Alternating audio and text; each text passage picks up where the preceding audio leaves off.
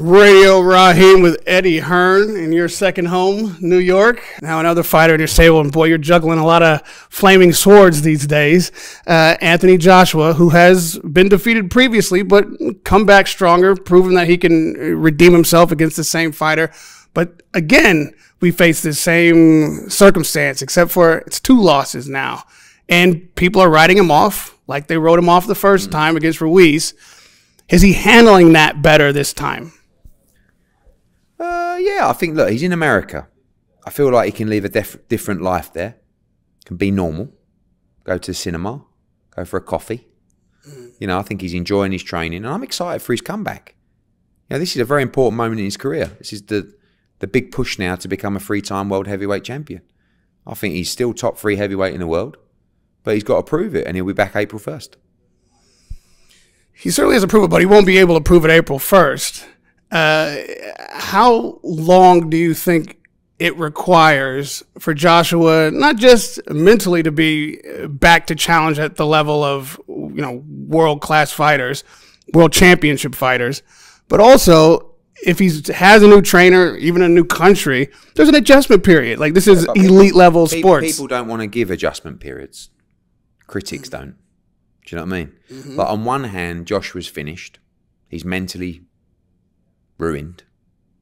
But he'll knock Jermaine Franklin out in 3 rounds. You know, on one hand, Jermaine Franklin beat Dillian Whyte by 3 rounds, but he's a terrible opponent for Anthony Joshua. Like, you can never win. So, of course he needs adjustment periods. Of course he needs time with a new trainer. But he's also in a good competitive fight against a good heavyweight. And this is going to be a lot of pressure on Anthony Joshua going into this fight. There's people that are going to be criticising, people that are going to say he's not the same fighter, people saying he's gun shy, people saying he's mentally weak. Like, this is just what you have to put up with at top level sport. Anthony Joshua remains one of the biggest draws in boxing. All the eyes of the world will be on the O2 Arena on April 1st to see what he has left.